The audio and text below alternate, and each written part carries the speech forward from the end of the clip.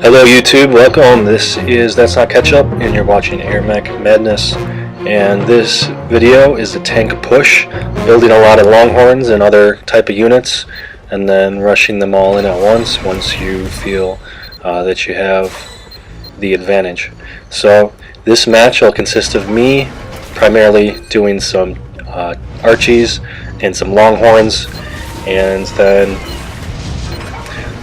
the other units build some healers, and then other players on my team build other types of units. Some seekers are very important, and then some other later type units.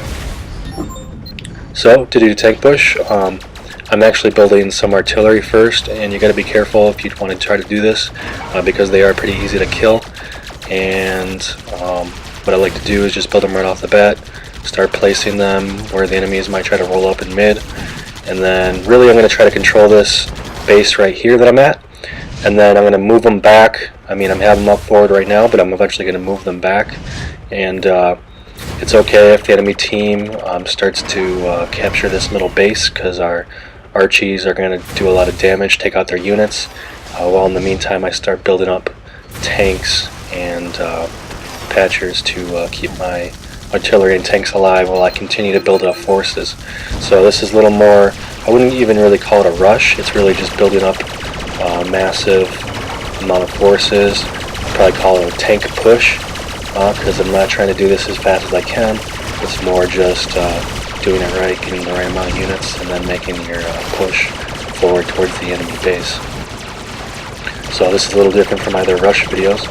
I don't really like tank rushes, just rushing right off the bat with tanks, but it works very effectively if you and your teammates build a mixture of tanks and seekers right off the bat, but this is a little bit different than that. So it's nice if you can have one of these Archies on the turrets, because they can rotate a little bit. If not, you got to position them so they're facing a certain direction.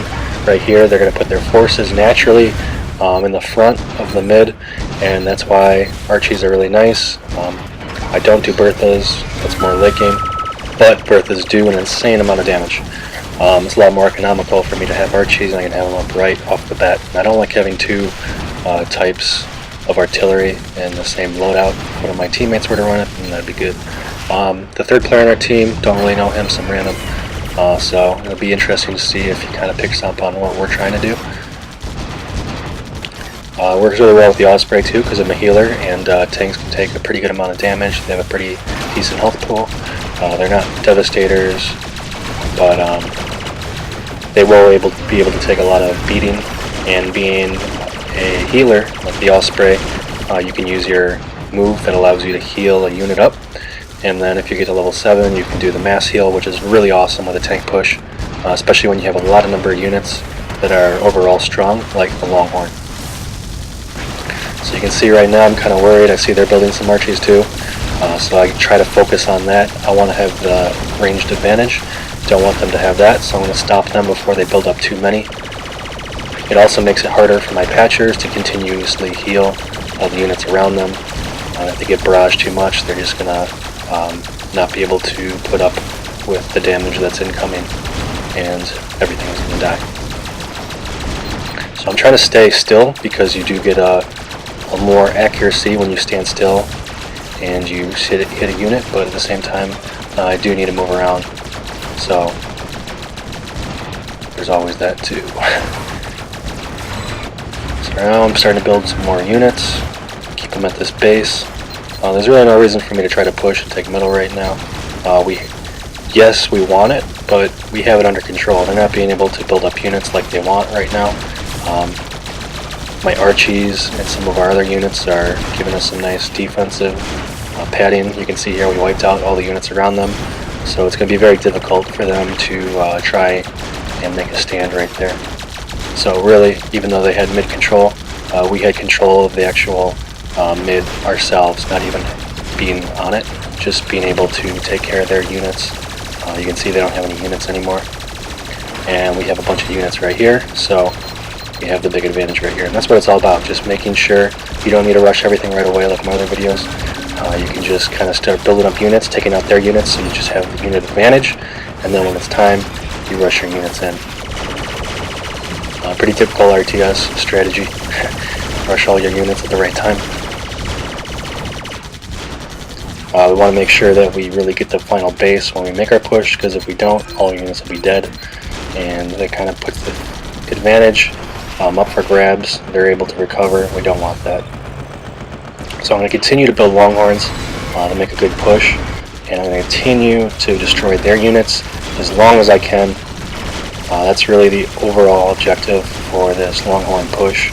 And it's not just Longhorns, we also have a mixture of artillery, like I said before, and some other healing units. It's very important to keep them alive as you start to build them up, because when you see an enemy start to build a lot of Longhorns, you're really going to want to start hitting away at their health. So I want to make sure that their health is consistently up there. That's why I have the patches. So you can see the teammate on our team build the rebel tanks. They're rushing them all in at once. And then now we're moving our Longhorns up. We got pretty much ready. They haven't really been putting up much resistance, so we've been killing a lot of the units. I think it's pretty much time to rush it. We got 2 healers, and the saucer has a pretty good damage with his beam. So if he holds it out long enough, we can take a lot of the units out in front of the base. The one thing we got to worry about is just the turrets that they have out there. That's really the main concern, because they do a lot of ground damage. They out damage the Longhorns, but they are stationary units. But us just sitting on the ground with the Longhorns, we'll be able to take them out, no problem. So I'm going to continue to try and build. You can see I'm healing this top one. He's just absorbing damage. The reason I'm doing this is so that my other Longhorns that are right behind him were able to pull up, because the one thing that you got to realize is the T defensive strategy, right? You see he's lining his units perpendicular to mine, coming all in a straight line. His are on the other side, so more of his units can hit my units as each one pulls up. That's why I really like the Osprey. Grab the front dude in your lineup, any unit I guess, and just start healing him. Keep him healed as long as you can, because it allows all your other units to push up, so it's more of an equal fight. So that's one good tactic against that T-style defense, when all their units can hit your front unit. Start healing that front unit as the Osprey, and your units will catch up in the back, and it'll become more of an even fight. Then you back off, recharge back at an outpost if you need to be, and then start hitting their units. And then that pretty much clears away that advantage right there. So you see there, it didn't take too long.